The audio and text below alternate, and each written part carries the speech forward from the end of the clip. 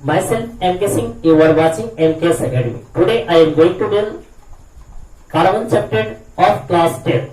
चलिए स्टार्ट करते हैं हम लोग कार्बन चैप्टर को. सबसे पहले हम कार्बन के बारे में बेसिक चीज पे बात करेंगे. फिर जैसे जैसे हम लोगों का टाइम बढ़ेगा वैसे वैसे हम लोग क्या करेंगे, चैप्टर के अंदर चलेंगे. क्लियर?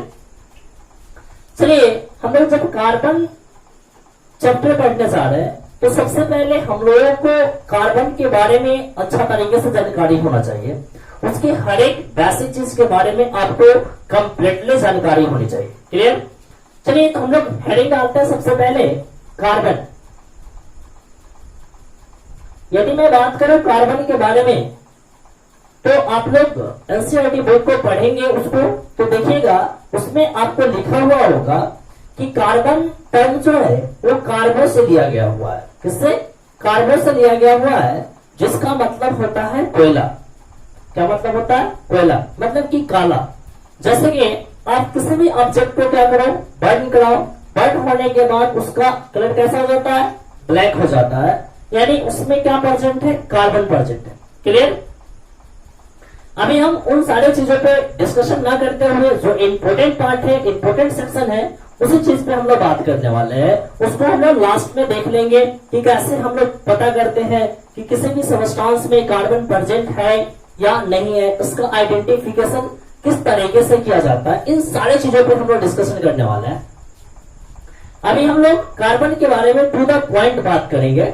सबसे पहला जो टॉपिक है आपका कार्बन, तो उसमें हम लोग सबसे पहले देखते हैं कि कार्बन किस तरीके के एलिमेंट है. तो आप जानते हैं कि कार्बन आपका क्या है? नॉन मेटल एलिमेंट है. क्लियर? तो यहां पर तो सबसे पहला बात क्या लिखेंगे कि carbon as non metallic element, यानी कि इट इज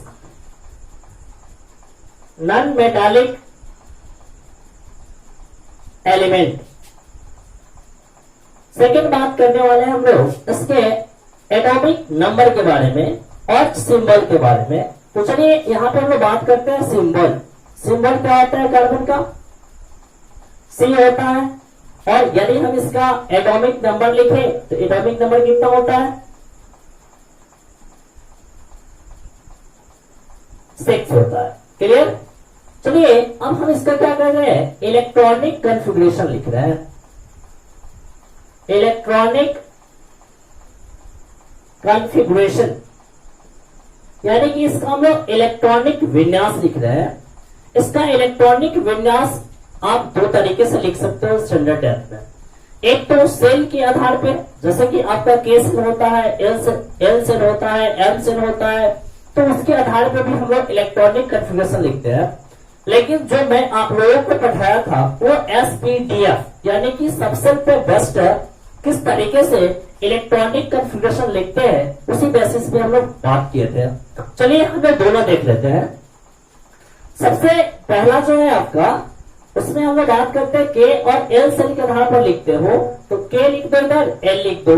तो के में आपका ओनली 2 इलेक्ट्रॉन्स आते हैं और एल में कितने इलेक्ट्रॉन्स आते हैं? 6 इलेक्ट्रॉन आ सकते हैं. क्लियर? तो यहाँ पे मेरे पास कार्बन के पास कितने इलेक्ट्रॉन है? 6 इलेक्ट्रॉन है. तो इसमें यदि हम 2 डाल देंगे तो इसमें कितना आ जाएगा? 4 आ जाएगा. क्लियर? अब जो हम लोग जो सीखे थे उसके आधार पर हम लोग कैसे लिखेंगे इस चीज की बात करते हैं हम लोग. तो यहाँ पे लिखे थे हम लोग 1:2, 2:2, 2p2. तो यह हमारा जो था वो कौन सा इलेक्ट्रॉनिक कॉन्फ़िगरेशन था? आउटर मोस्ट सेल था. Outermost shell. अब आप लोग जानते हैं कि आउटर मोस्ट सेल में पाए जाने वाले इलेक्ट्रॉन को हम लोग क्या बोलते हैं? वैलेंस इलेक्ट्रॉन बोलते हैं. तो चलिए यहां से हम लिख लेते हैं वैलेंस इलेक्ट्रॉन ऑफ कार्बन. कितना हो जाएगा? 4 हो जाएगा. तो इसका वैलेंसी भी जो होता है वो 4 ही होता है. क्लियर? इसके कुछ बेसिक टर्म थे और भी बहुत सारी चीजों पे हम लोग बात करेंगे. जैसे यहाँ पे 6 नंबर पॉइंट पे हम लोग बात करते हैं इसको क्लियर करते हैं, उसके बाद फिर बात करते हैं. ठीक है?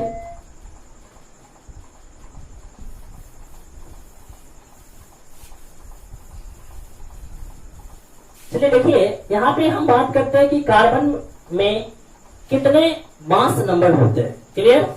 तो 7 पॉइंट पे बात करने वाले हैं हम लोग मास नंबर के बारे में। ये मास नंबर क्या होते हैं, क्या आप लोग जानते हैं? नहीं जानते तो कोई दिक्कत नहीं है, मैं उसको ही बता देता हूं। यदि आप लोग ऐसा सोचते हैं कि एटॉमिक मास और मास नंबर दोनों इक्वल है, तो ये आपका जो कंसेप्ट है वो बिल्कुल गलत है। मास नंबर में हम लोग बात करेंगे क्लासेस कि जो नंबर ऑफ प्रोटॉन होते हैं और नंबर ऑफ न्यूट्रॉन होते हैं, दोनों का समम जो होता है वो क्या होता है? मास नंबर होता है। क्लियर? जैसे कि मैंने क्या बोला, आप लोग को स्टैंडर्ड 9th में पढ़ाया गया था, मास नंबर बराबर classes number of proton plus number of neutron. Clear? और मैंने मास नंबर को कैपिटल ए से रिप्रेजेंट किया था, प्रोटॉन को पी से और न्यूट्रॉन को एल से। तो इस तरीके से हम लोग मास नंबर निकाला करते थे। अभी हमको इस पे निकालने की कोई जरूरत नहीं है, बट मैं आपको एक आइडिया दे दिया हूं। तो कार्बन का जो मास नंबर होता है वो 12 होता है। ठीक है? अब यहां पे हम लोग बात करते हैं कि इसकी स्टेबिलिटी को किस तरीके से प्राप्त किया जाता है, क्योंकि कार्बन जनरली क्या करते हैं, वो कोवैलेंट बॉन्ड का फॉर्मेशन करते हैं। यानी कि इसका ये भी एक कैरेक्टरिस्टिक है कि carbon generally form covalent bond. ठीक है? अब मैंने बोला क्या चीज कि कार्बन जो होते हैं वो कोवैलेंट बॉन्ड का फॉर्मेशन करते हैं। क्लियर? अब एक बात क्या आप लोग जानते हैं, कोवैलेंट बॉन्ड किसे कहते हैं? शायद नहीं जानते। चलिए उसको भी हम लोग डील करेंगे, लेकिन थोड़ा सा आप वेट कर ले, 1-2 मिनट वेट कर ले, हम फिर आप लोगों को कोवैलेंट बॉन्ड अच्छा तरीके से समझा दूंगा। अभी मैंने बोला कि कार्बन जो है वो क्या कर रहे हैं, कोवैलेंट बॉन्ड का फॉर्मेशन करते हैं। तो चलिए इसको समझने के लिए हम लोगों को यह जानने की जरूरत होगी कि कोई भी एलिमेंट जो होते हैं वो बॉन्ड का फॉर्मेशन क्यों करते हैं। जैसे कि आप लोग ग्रुप 18 एलिमेंट को जानते हैं, जैसे कि आपका हीलियम हो गया, नियॉन हो गया, आर्गन हो गया, क्रिप्टन हो गया, जेनन हो गया, रेडन हो गया। यदि आप इसका इलेक्ट्रॉनिक कॉन्फ़िगरेशन लिखते हो तो इनके आउटर मोस्ट सेल में आने वाले जो इलेक्ट्रॉन होते हैं वो पूरे आउटर मोस्ट सेल को फिलअप करके रखते हैं। यानी कि उसका आउटर मोस्ट ऑर्बिट जो होता है वो पूरा का पूरा भरा होता है। तो इससे क्या होता है, यानी वो स्टेबिलिटी को गेन किए हुए रहता है। इस कारण से जो आपका ग्रुप 18 एलिमेंट है उनका जो इलेक्ट्रॉनिक कॉन्फ़िगरेशन है उसको हम लोग बोलते हैं स्टेबल इलेक्ट्रॉनिक कॉन्फ़िगरेशन। तो प्रत्येक एलिमेंट की यह चाहत होती है कि क्या हो जाए, हम स्टेबल हो जाए। क्या हो जाए? स्टेबल हो जाए। जैसे कि हम लोग काम करते हैं, मेहनत करते हैं, पैसे कमाना चाहते हैं, क्यों? ताकि हमारे पास क्या हो, हर सुख की वस्तुएं प्रेजेंट हो। That is our stability. Clear? तो उसी तरीके से प्रत्येक एलिमेंट की भी यह चाहत होती है कि हमारे आउटर मोस्ट ऑर्बिट में 8 इलेक्ट्रॉन हो जाए और हम स्टेबल इलेक्ट्रॉनिक कॉन्फ़िगरेशन को ऑक्युपाई कर ले ताकि हम स्टेबल हो जाए। ठीक है? ऐसे कुछ ऐसे भी एलिमेंट है जो डुप्लेट को भी शो करते हैं, जैसे हाइड्रोजन हो गया, हीलियम हो गया। तो लोगों के पास सिर्फ और सिर्फ एक ही सेल प्रेजेंट है। ठीक है? एक ही सेल प्रेजेंट है और उस पर ओनली 2 इलेक्ट्रॉन्स ही आ सकते हैं, तो वो सब डुप्लेट कहलाते हैं। तो या तो डुप्लेट को प्राप्त कर ले जो जिसके पास सिंगल सेल हो, या उसके बाद क्या चीज जो ऑक्टेट को अटेंड कर ले, मतलब कि आउटर मोस्ट ऑर्बिट में 8 इलेक्ट्रॉन हो जाए, तो भी वो क्या हो जाएंगे, स्टेबल इलेक्ट्रॉनिक कॉन्फ़िगरेशन वाले एलिमेंट हो जाएंगे। तो प्रत्येक एलिमेंट की यह चाहत होती है कि हमारा इलेक्ट्रॉनिक कॉन्फ़िगरेशन क्या हो जाए, स्टेबल हो जाए और हम भी स्टेबल हो जाए। क्लियर? तो इस कारण से प्रत्येक एलिमेंट क्या करते हैं कि स्टेबिलिटी को प्राप्त करने के लिए या तो इलेक्ट्रॉन गेन करते हैं, यानी किसी से लेते हैं, या किसी को देते हैं, लॉस करते हैं, या किसी के साथ शेयर करते हैं। क्लियर? अब चलो मान लेते हैं कि मेरे पॉकेट में कितना पैसा अट सकता है, 10 रुपया ही अट सकता है। क्लियर? मेरे पॉकेट में ओनली 10 रुपीज ही रख सकता है, इससे ज्यादा रखने के लिए उसमें जगह नहीं है। और मेरे पास 11 रुपया है और किसी के पास क्या है, 7 रुपया है और उसको 8 रुपया हो जाएगा, तो क्या हो जाएगा, उसका ऑक्टेट कंप्लीट हो जाएगा, मतलब वो स्टेबल हो जाएगा। तो क्या सोचो, क्या हमारे आउटर मोस्ट सेल में कितना, जैसे कि मैंने अभी जो बोला इस चीज को समझने की कोशिश कीजिए।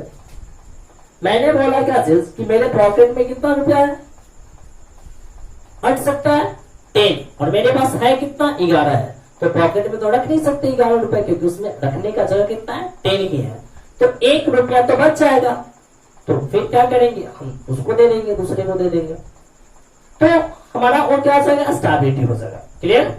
तो इस चीज को और भी बढ़िया तरीके से समझने के लिए हम कुछ कंपाउंड लेंगे, जैसे कि आपका NaCl होता है, NaCl होते हैं। तो आप लोग शायद क्लास 9th में पढ़े होइएगा कि सोडियम का एटॉमिक नंबर 11 होता है और इसका इलेक्ट्रॉनिक कन्फिगरेशन लिखेगा तो 2, 8 और 1 आता है। आउटर मोस्ट सेल में 1 इलेक्ट्रॉन है, यदि इसमें क्या हो जाए, 8 हो जाए तो स्टेबल हो जाएगा। तो क्या ये पॉसिबिलिटी है कि यह इसमें 7 इलेक्ट्रॉन को ऐड किया जा सकता है? नहीं पॉसिबिलिटी है। तो ये क्या कर सकता है, 1 इलेक्ट्रॉन को यदि ये दे दे तो यहां से ये सेल क्या हो जाएगा, खत्म हो जाएगा। तो इसके पहले वाला सेल में कितना इलेक्ट्रॉन है, 8 इलेक्ट्रॉन है। तो ये अपनी स्टेबिलिटी को क्या कर लेंगे, अटेन कर लेंगे। क्लियर? अब मैंने यहां पे बोल दिया, अभी लिख देते हैं 1। फिर उसी तरीके से यदि हम क्लोरीन का लिखे तो 17 होता है ना, तो 2, 8 और कितना लिखते हैं हम लोग, 7 लिखते हैं। तो देखिए इसके आउटर मोस्ट में 7 इलेक्ट्रॉन है, इसको कितना चाहिए, 1 चाहिए। अच्छा एक चीज सोचिए, क्या ये अपना 7 इलेक्ट्रॉन किसी दूसरे को दे सकता है, देकर स्टेबिलिटी को प्राप्त कर सकता है? नहीं कर सकता है। तो ये क्या करेगा, 1 इलेक्ट्रॉन इससे लेगा, यानी कि यह गेन कर रहा है और यह क्या कर रहा है, लॉस कर रहा है। और जब लॉस किया यह, तो यह ले लिया, मतलब कि क्लोरीन पे माइनस आ गया और सोडियम पर क्या आ गया, प्लस आ गया। तो प्लस आ गया तो अब इसका इलेक्ट्रॉनिक कन्फिगरेशन 2, 8 हो जाएगा। यहाँ पे माइनस आ गया तो अब क्या आ जाएगा, 2, 8, 8 हो जाएगा। तो क्या आपने देखा कि इसके आउटर मोस्ट सेल में कितने इलेक्ट्रॉन हो गए, 8, 8 इलेक्ट्रॉन हो गए, मतलब कि यह स्टेबिलिटी को गेन कर लिया। क्लियर? तो कोई भी कंपाउंड का फॉर्मेशन इसीलिए होता है ताकि वो जो एलिमेंट जो है वो क्या कर ले, स्टेबिलिटी को गेन कर ले। क्लियर? तो कार्बन के पास हम लोग बात कर रहे हैं, कार्बन के लिए स्पेशल बात कर रहे हैं। तो कार्बन क्या चाहेगा, कार्बन किस प्रकार से अपनी स्टेबिलिटी को प्राप्त करेगा, इस चीज को हम लोगों को समझना है। ये थोड़ा सा हम लोग दूर चले गए हैं टॉपिक से, कोई बात नहीं, ये भी फायदे का ही चीज था। अब देखिए यहाँ पे हम लोग जो बात कर रहे हैं उसमें क्या बात करना है कि जो एक कोवैलेंट बॉन्ड का फॉर्मेशन करता है, ये तो क्लियर है।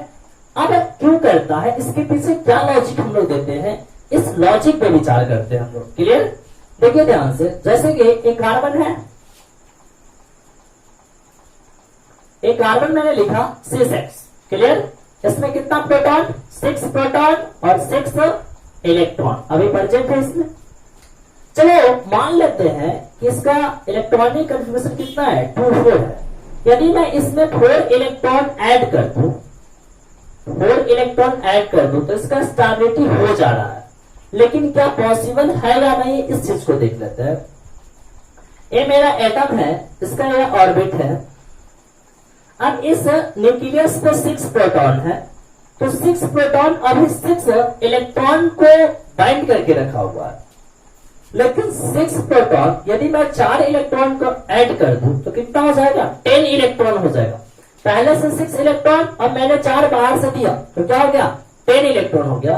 तो क्या ये जो 6 प्रोटॉन है, क्या इस 10 इलेक्ट्रॉन को बढ़िया तरीके से बाइंड अप करके रखेगा या नहीं रखेगा, इस चीज पे आप विचार करें।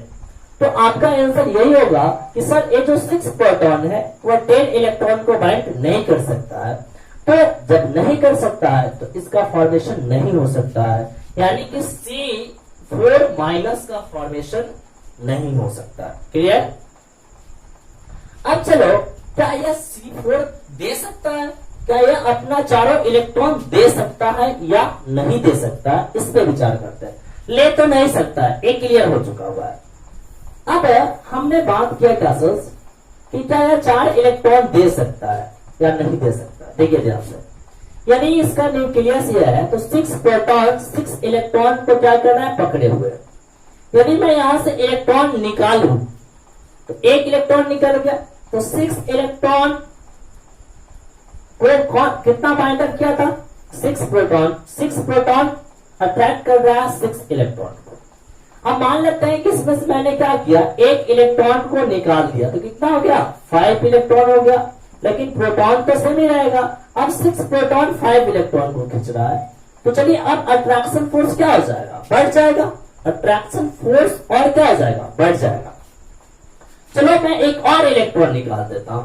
अब देखो क्या हो जाएगा। 6 प्रोटॉन कितना इलेक्ट्रॉन को बाइंड अप कर रहा है? 4 इलेक्ट्रॉन को, तो काफी ज्यादा अट्रैक्शन फोर्स लगेगा, और ज्यादा अट्रैक्शन फोर्स लगेगा तो उससे इलेक्ट्रॉन को खींचना क्या होगा? काफी डिफिकल्टी होगा उसमें, यानी कि उसको हम लोग नहीं खींच सकते हैं।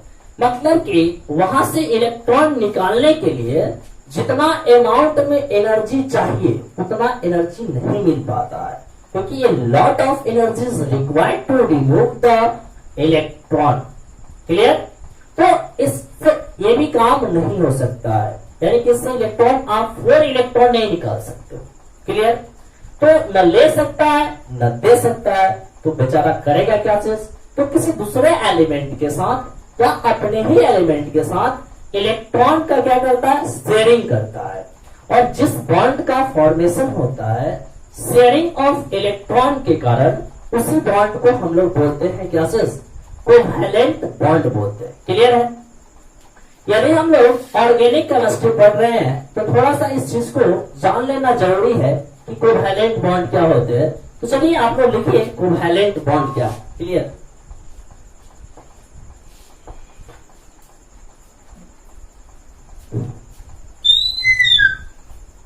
चलिए देखिए, इसका डेफिनेशन देते हैं हम आपको कोवैलेंट बॉन्ड का, क्योंकि यहाँ पे एक सिंगल कोवैलेंट बॉन्ड बताना है, डबल कोवैलेंट बॉन्ड और ट्रिपल कोवैलेंट बॉन्ड, क्योंकि उसकी जरूरी है यहाँ पे। कोवैलेंट बॉन्ड हम लोग किसको बोलते हैं? अभी मैंने आपको बताया कोवैलेंट बॉन्ड के बारे में, फिर मैं कार्बन पे लौट रहा हूं, पहले इसको क्लियर कर लेते हैं। Bond formed by sharing of electrons between two atoms are known as covalent bond. Clear? अब जैसे देखिए यहां पे मैं यहाँ पे लिख दूं क्या सर? Br2 लिख देता हूं, या क्लोरीन लिख देता हूं, Cl2 लिख देता हूं। क्लियर? अब देखो ध्यान से, अभी जो मैं बोल रहा था, क्या बोल रहा था कि ये जो क्लोरीन है उसका एटॉमिक नंबर कितना है? 17 है। यदि आप इसका इलेक्ट्रॉनिक कॉन्फ़िगरेशन लिखते हो तो कितना आ जाएगा? 2, 8 और 7। देखिए इसके आउटर मोस्ट सेल में कितने इलेक्ट्रॉन है? 7 इलेक्ट्रॉन है, यानी कि इसका बैलेंस इलेक्ट्रॉन कितना हो गया? 7 हो गया। क्लियर? तो इसको 1 इलेक्ट्रॉन की रिक्वायरमेंट है ताकि यह अपना स्टेबिलिटी गेन कर ले। तो एक ये भी क्लोरीन, यहाँ पे कितना क्लोरीन है? 2 क्लोरीन है। तो चलिए दोनों क्लोरीन का हम लोग लेविस डॉट स्ट्रक्चर लिखते हैं। लेविस डॉट स्ट्रक्चर में क्या करते हैं कि उस एटम का जितना बैलेंस इलेक्ट्रॉन होता है उस बैलेंस इलेक्ट्रॉन को हम लोग रिप्रेजेंट करते हैं। तो 7 बैलेंस इलेक्ट्रॉन है, तो 2, 4, 6 और 1 7। दूसरा क्लोरीन एटम है 2, 2 4, 2 6 और 1 7। चलिए यह एक इलेक्ट्रॉन में इसको दे दो, इसका कितना पुड़ गया? 8 पुड़ गया क्या? यानी स्टेबिलिटी को गेन कर गया। तो इसका इलेक्ट्रॉन इसको दे देते हैं हम लोग, यानी कि शेयर कर रहा है, इस दोनों में प्रेजेंट है। तो यहां पर क्या हो जाएगा? यहाँ पे सिंगल बॉन्ड का फॉर्मेशन हो जाएगा। तो यहाँ पर शेयरिंग के कारण बॉन्ड का फॉर्मेशन हुआ है, तो इस शेयर शेयर बॉन्ड को हम लोग क्या बोलेंगे, कोवैलेंट बॉन्ड बोलेंगे। क्लियर है? चलिए हम लोग देखते हैं ये जो कोवैलेंट बॉन्ड जो होते हैं वो 3 तरीके के होते हैं on the basis of number of sharing of electron. Covalent bond 3 types के होते हैं। Single covalent bond, second double covalent bond, और क्या से ट्रिपल कोवैलेंट बॉन्ड। इसको बढ़िया तरीके से देखिए। हम लोग सबसे पहला डील करते हैं सिंगल कोवैलेंट बॉन्ड। किसको बोलेंगे? तो जब एक एक इलेक्ट्रॉन का शेयरिंग होगा 2 एटम के बीच में, जैसे कि मान लेते हैं कि 2 रुपये वाला कलम खरीदना है हमको, और मेरे पास 1 रुपया है, आपके पास 1 रुपया है, तो हम क्या करेंगे, दोनों आदमी 1-1 रुपया लगाकर कलम खरीद लेंगे। ठीक है? अब जब कलम खरीद लिया गया तो वह कलम मेरा है या आपका है?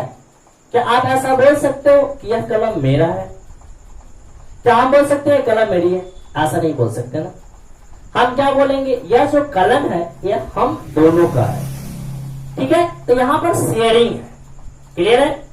तो जब एक एक इलेक्ट्रॉन का शेयरिंग होगा तो सिंगल कोवैलेंट बॉन्ड का फॉर्मेशन होगा। ठीक है?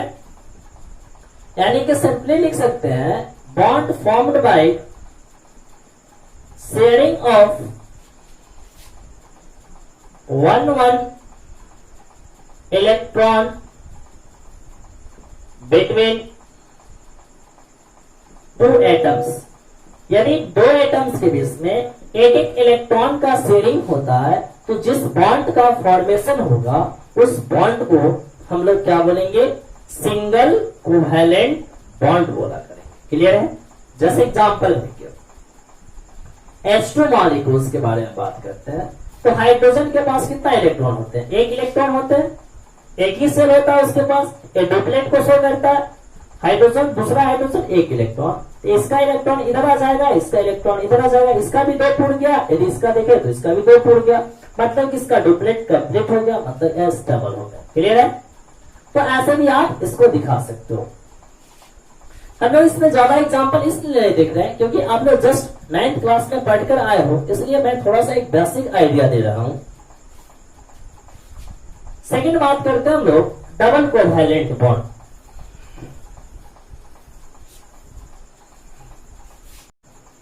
सेकंड में बात करेंगे हम लोग बी में डबल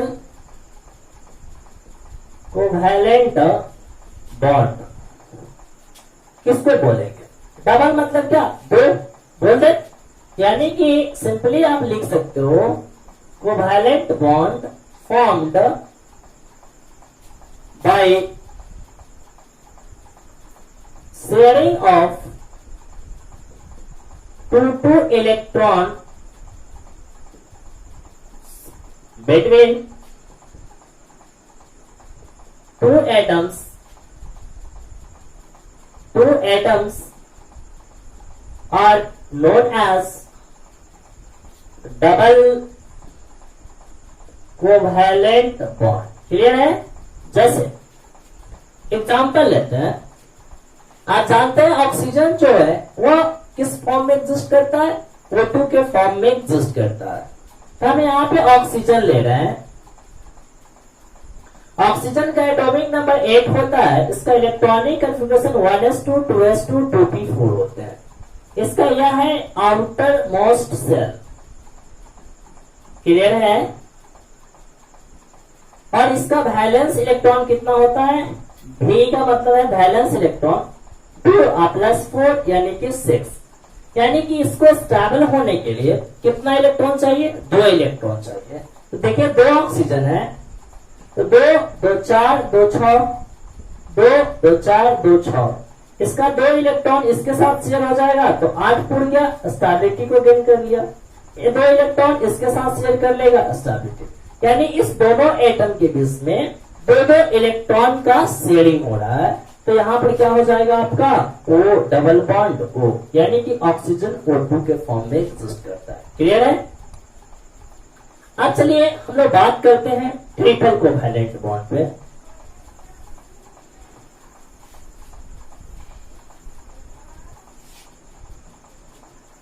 सेम है ट्रिपल कोवैलेंट बॉन्ड,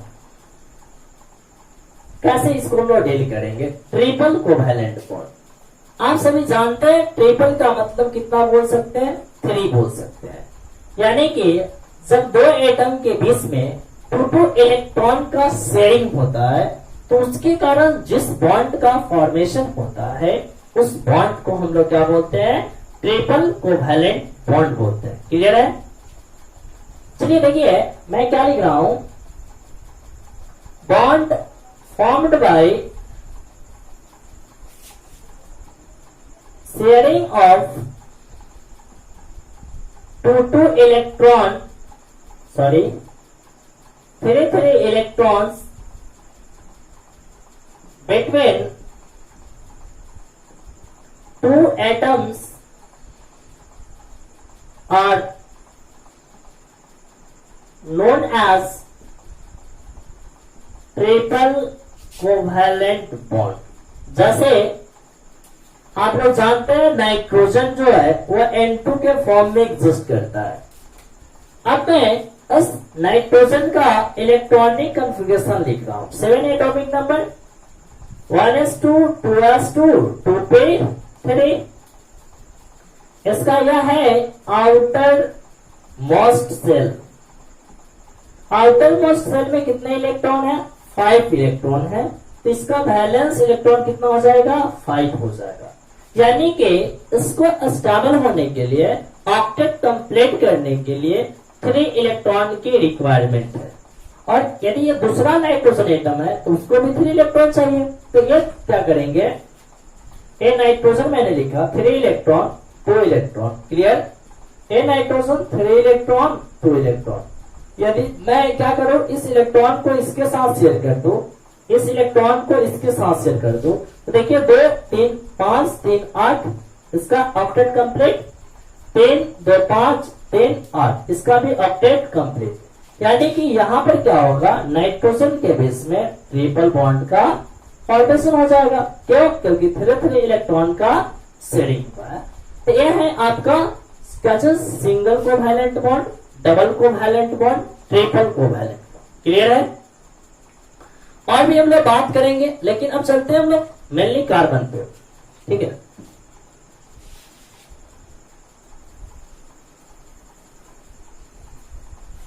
आपके एनसीईआरटी बुक में एक क्वेश्चन गिवन होगा कैंसस कि हम लोग जो कार्बन के जो कंपाउंड है उसको हम लोग सेपरेट ब्रांच में स्टडी करते हैं।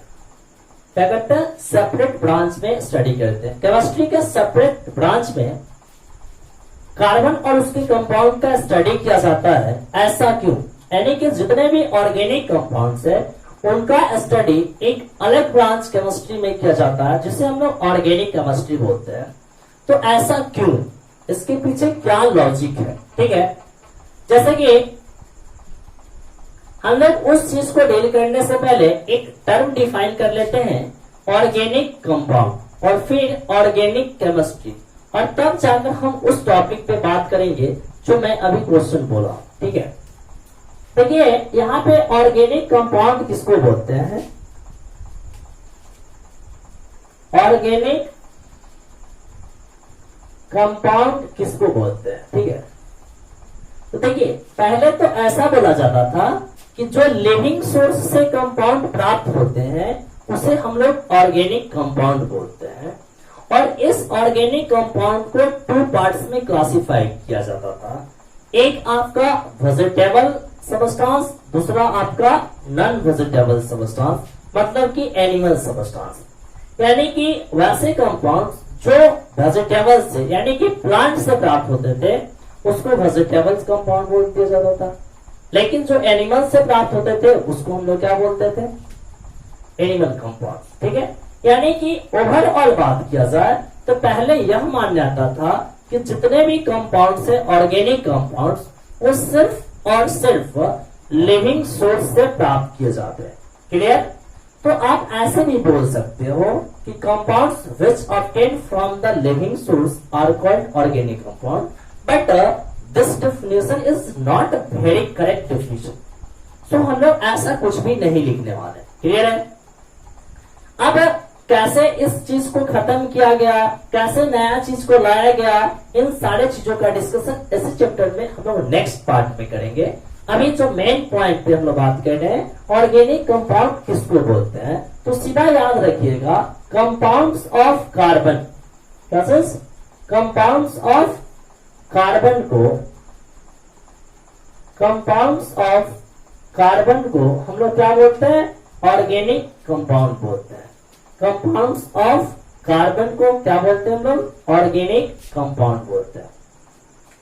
लेकिन कुछ ऐसे भी कंपाउंड है जिसको हम लोग ऑर्गेनिक कंपाउंड नहीं बोलते हैं, जबकि उसमें कार्बन प्रेजेंट होता है।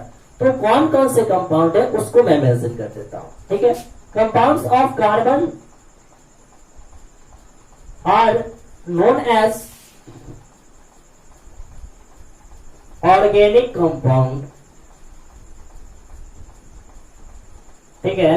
एक्सेप्शन में है कार्बोनेट्स, बाइकार्बोनेट्स, कार्बाइड्स, फिर उसके बाद आप बोल सकते हो क्या चीज, carbonates, bicarbonates, carbides, carbon dioxide, carbon monoxide इत्यादि। ठीक है? ये सब को हम लोग ऑर्गेनिक केमिस्ट्री में स्टडी नहीं करते हैं। ठीक है? अब हम लोग यहाँ पे डिफाइन करते हैं किसको, ऑर्गेनिक केमिस्ट्री को। देखो स्टैंडर्ड 10th में होता है, बेसिक चीज तो आपको जानने की जरूरत ही है, इसलिए मैं इस चीज को डील कर रहा हूँ, क्योंकि हवाई पढ़ाई पढ़ने से कुछ नहीं होने वाला है। जब आप बेसिक नॉलेज रखते हो, किताब की हर चीज को आप जानते हो, उस चीज को अपने लाइफ से कोरिलेट करके पढ़ते हो, तो फिर पढ़ने में जो इंटरेस्ट आता है वो सराहनीय होता है और वो काफी अच्छा लगता है पढ़ने में, और आपका नॉलेज भी क्या होते हैं, काफी बढ़ते हैं।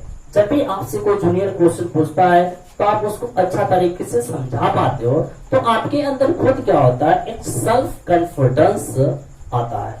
तो इस तरीके से आप पढ़े कि दूसरे को पढ़ा सके। ऐसा नहीं एग्जाम पास करने के लिए तो सारे बच्चे पढ़ते हैं, तो फिर आप में और उनमें क्या डिफरेंस रह जाएगा। तो आपके अंदर कुछ विशेष हो, इसलिए आपको कुछ विशेष चीज जानने की जरूरत है और विशेष काम करने की जरूरत है। क्लियर है? तो जब आप लोग मेरे साथ जुड़े हुए हो तो इन सारी चीजों पे आपको काम करना पड़ेगा 100%।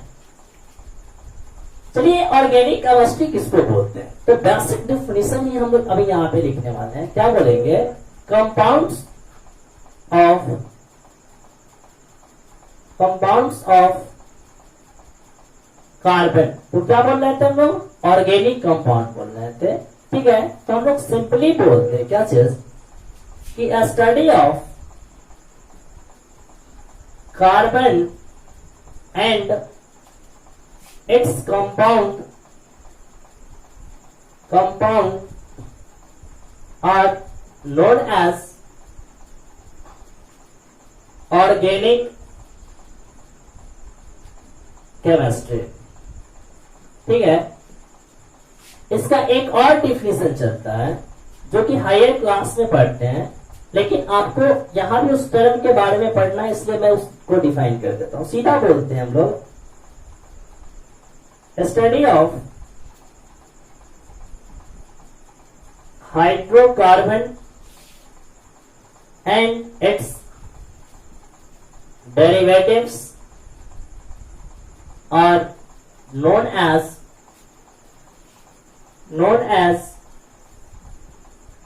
Organic chemistry. क्लियर है? तो ऐसे इसको आप डिफाइन कर सकते हो एकदम आसानी से।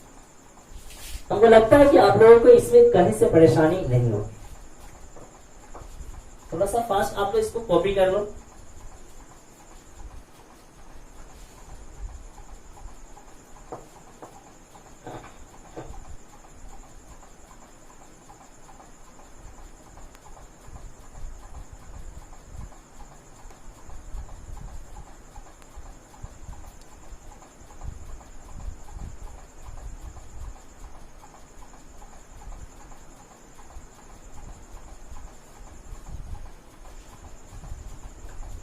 क्लियर है?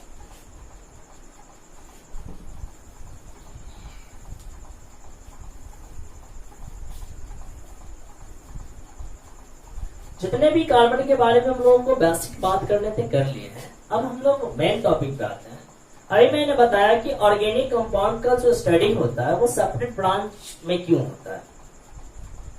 सबसे पहला तो रीजन यह है कि कार्बन के कंपाउंड की संख्या काफी ज्यादा है, ठीक है। यानी कि जितने भी अभी एलिमेंट प्रेजेंट है, यदि प्रत्येक के कंपाउंड्स को देखा जाए और अकेले कार्बन के कंपाउंड्स को देखा जाए, फिर भी कार्बन के कंपाउंड की संख्या क्या है, ज्यादा है, ठीक है। इस कारण से भी उसका एक सेपरेट ब्रांच होना चाहिए। और भी इसके बेसिक बात है, उन चीजों को जानना आपके लिए जरूरी है। जो आपका फिजिकल प्रॉपर्टीज जो होता है, जैसे physical properties of organic compounds जो होते हैं, उसमें काफी क्या होते हैं, डिफरेंस होते हैं, ठीक है। ऑर्गेनिक मतलब physical properties of organic compounds mostly differ from the properties of inorganic compound. यानी कि ऑर्गेनिक कंपाउंड्स का जो प्रॉपर्टीज होते हैं वो काफी ज्यादा डिफर करते हैं किससे, इनऑर्गेनिक कंपाउंड से। इस कारण से हम लोग क्या करते हैं, ऑर्गेनिक कंपाउंड को separate branch of organic chemistry में स्टडी करते हैं। ये पहला रीजन होगा। सेकेंड रीजन आप ये बोल सकते हो कि ऑर्गेनिक कंपाउंड्स का जो स्ट्रक्चरल फॉर्म होता है वो अलग अलग होता है एज कंपेयर टू क्या इनऑर्गेनिक कंपाउंड। जैसे कि हम सिंपल एक ब्यूटेन को लेते हैं तो उसका अलग अलग एक स्ट्रक्चरल फॉर्म होता है, जैसे कि उसका एक आइसोब्यूटेन होता है और एक नॉर्मल ब्यूटेन होता है। तो इसके कारण भी क्या होते हैं, ऑर्गेनिक कंपाउंड को हम लोग separate branch of organic chemistry में स्टडी करते हैं। और भी रीजन है, ऑर्गेनिक केमिस्ट्री जो होता है वो मॉडर्न साइंस में वो काफी इंपॉर्टेंट रोल प्ले करता है। इस कारण से भी हम लोग ऑर्गेनिक केमिस्ट्री को सेपरेट ब्रांच ऑफ केमिस्ट्री में स्टडी करते हैं। और भी इसका रीजन है कि ऑर्गेनिक कंपाउंड्स जो होते हैं वो क्या होते हैं, उसका होने वाला जो रिएक्शन होता है किसी सॉल्यूशन में वो काफी स्लो होता है, जबकि इनऑर्गेनिक कंपाउंड्स का जो रिएक्शन है वो काफी फास्ट होते हैं। तो एक कंपेरेबल टर्म के आधार पे भी हम लोग क्या करते हैं, ऑर्गेनिक कंपाउंड का study separate branch of chemistry में करते हैं। तो ये इसके बहुत सारे रीजन हो सकते हैं जिसके कारण हम लोग क्या करते हैं, ऑर्गेनिक कंपाउंड को separate branch of chemistry that is organic chemistry में स्टडी करते हैं। क्लियर है? अब एक और क्वेश्चन आपसे पूछे जाते हैं, क्या चीज कि ऑर्गेनिक कार्बन जो होते हैं वो लार्ज नंबर में कंपाउंड का फॉर्मेशन करते हैं। कार्बन क्या करते हैं, लार्ज नंबर में कंपाउंड का फॉर्मेशन करते हैं। तो क्या आज ही सारा चीज पढ़ लेना जरूरी है क्या? नहीं। तो चलिए आज हम लोग यहीं तक रखते हैं। जो आपका नेक्स्ट पार्ट जो आएगा वो अगले क्लास में आएगा, जिसमें हम लोग स्टार्ट ही करेंगे क्लासेस कि मतलब कि कार्बन जो होते हैं वो लार्ज नंबर में ऑर्गेनिक कंपाउंड का फॉर्मेशन करते हैं, इसके क्या क्या लॉजिक हो सकते हैं, और फिर बात करेंगे हम लोग कैरेक्टरिस्टिक ऑफ कार्बन, और फिर चलेंगे हम लोग हाइड्रोकार्बन पे, जो कि आपके लिए काफी इंटरेस्टिंग टॉपिक होने वाला है।